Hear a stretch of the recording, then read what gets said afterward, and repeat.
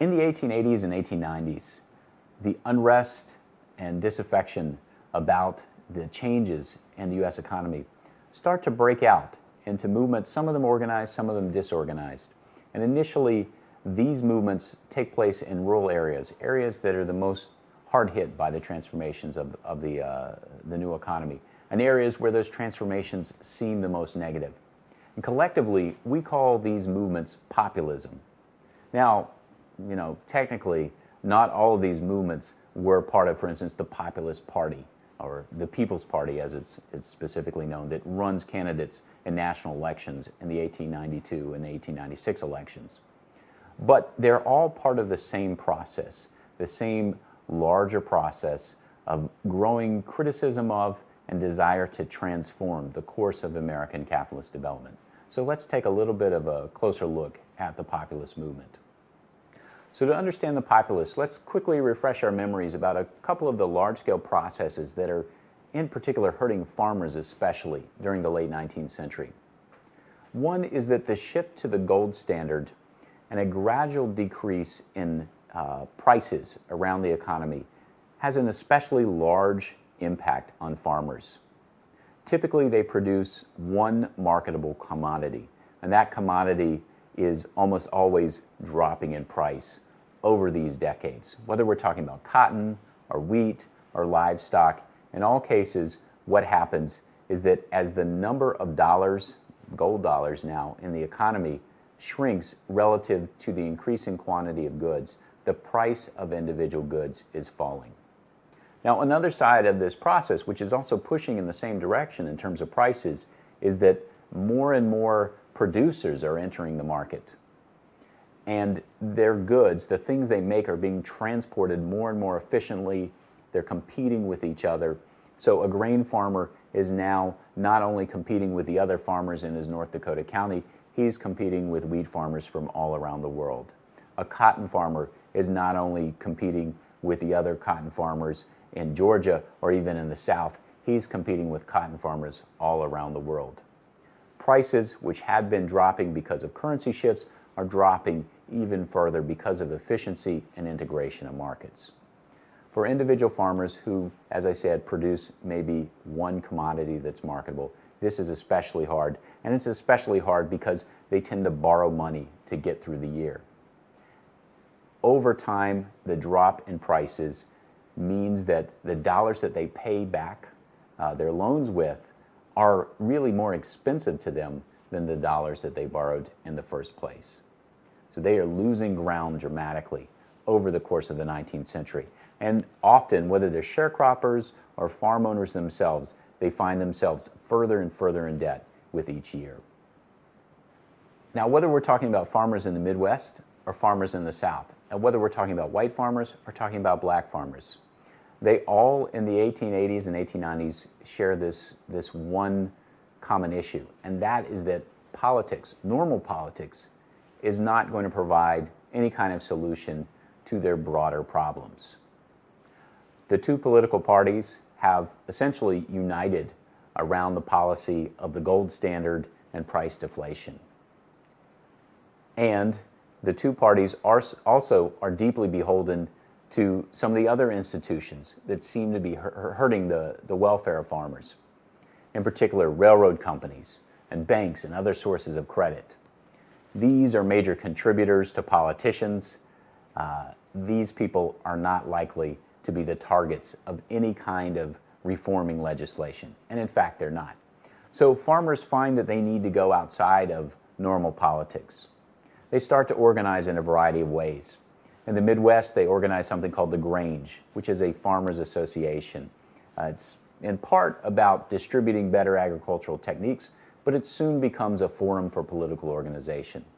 Likewise, in the South and also in the Midwest, you have branches of the so-called Farmers Alliance springing up in the 1880s.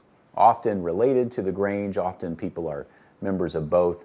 This also becomes a political advocacy organization. And in fact, in the South, it becomes one of the few places where African American and white farmers and sharecroppers can meet. Branches of the Farmers Alliance are organized as the so-called Colored Farmers Alliance, but they work together with the White Farmers Alliance in many southern states to try to promote a common political and economic agenda. Now, what's in that agenda, you might ask? Well, there are some key economic reforms that farmers believe will help them. For instance, greater state and federal regulation of railroads and other corporations to ensure that small farmers are not charged unfair rates, for instance, for shipping their crops to market. New kinds of credit institutions are also proposed. For instance, one of the favorite ones is a kind of commodity bank, an organization to which all farmers belong that will store crops like cotton or wheat, not only to sell them at a time that's more advantageous and to reduce the profits of the financial markets, which are playing and gambling with these commodities, but also to hold them so that they can be used as collateral. And by using them as collateral, Farmers Alliance thinkers and policy experts believe they're going to be able to create a new stream of credit that goes to farmers. Because most farmers can only borrow from local store owners and other sorts of extortionate institutions. In fact, most southern counties don't even have their own banks. All the credit that's flowing to them from the world market is flowing through local store owners and large wealthy planters. This route around those kind of institutions of credit, farmers believe, will help to ease the problem of getting enough money so that they can plant a crop and hopefully eventually get themselves out of debt. But finally, the other thing that these groups do is they literally organize third-party movements. And all across the South, in particular in the 1880s, these third-party movements threatened the hegemony of the standard Democratic Party, which is really in the national picture not so different from the Republican Party. They threatened the hegemony of the Democratic Party, and they also threatened to take over Southern politics. Because, of course, in those states, farmers and sharecroppers are still a majority of voters. The one thing that the powers that be have going for them is the ability to split white farmers and sharecroppers from black farmers and sharecroppers, and to do so by playing the same old race card, employing the same old technique of suggesting that whiteness brings a psychological wage. If they can't do that anymore, if colored farmers' alliances and white farmers' alliances can really work together, then the existing power structure in the South is really going to come under threat. And this is what Southern senators and representatives are really worried about by the early 1890s. In 1892, the Farmers Alliance essentially morphs into something called the People's Party. The People's Party, or Populists as we come to know them, begins to run candidates in congressional and gubernatorial and eventually even the presidential races. In 1896, in fact, the People's Party is so successful that the Democratic Party does its best to incorporate the People's Party. It names their favored choice for president as the Democratic Party's choice for the presidential candidate, and that's William Jennings Bryan. And Bryan, against the wishes of many of the gold-supporting insiders in the Democratic Party, makes so-called bimetallism, coining silver as well as gold to expand the monetary supply, the core of his platform. But what happens is that he loses, and he loses big. The Republican Party is able to organize in a massive campaign that draws on the funding of large corporations and also sweeps in traditional Democrats who are afraid of what they see as the sort of rural revolt that the People's Party has brought into the ranks of the Democratic Party.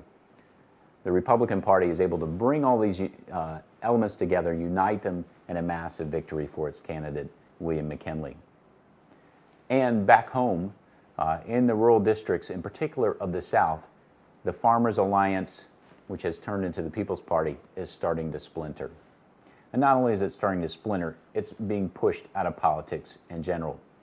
Because in the southern states, Democratic politicians from the old-style Democratic Party have decided to launch a series of campaigns for what becomes known as disfranchisement. Disfranchisement is literally pushing African Americans completely out of politics, taking away the right to vote.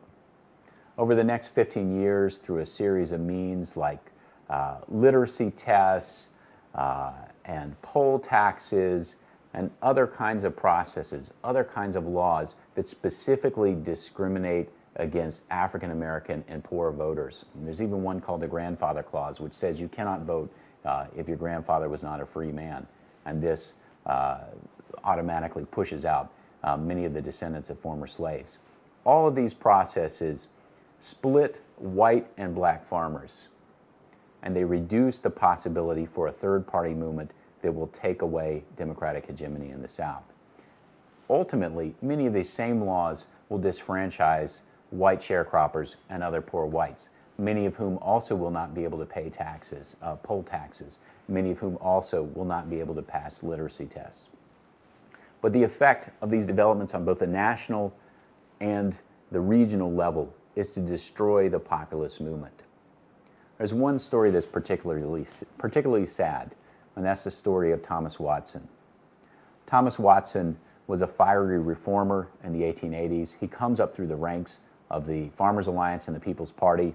In 1892, on the People's Party ticket, he wins election to Congress, and he becomes the vice presidential candidate of the People's Party under William Jennings Bryan in 1896.